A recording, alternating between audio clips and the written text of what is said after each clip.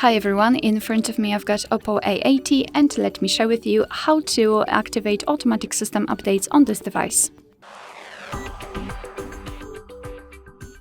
So let's begin with opening the settings, and here we have to scroll down to the very bottom to find about device.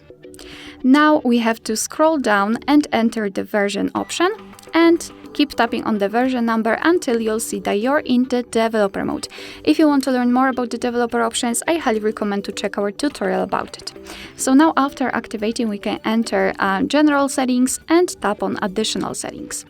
Here let's scroll down to the very bottom and find developer options. Scroll down again and localize this option automatic system updates.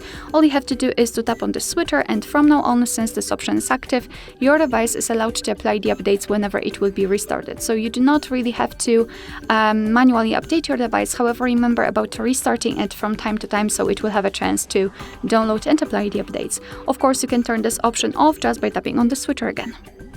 Alright, so that will be all. Thank you so much for watching. I hope that this video was helpful, and if it was, please hit the subscribe button and leave the thumbs up.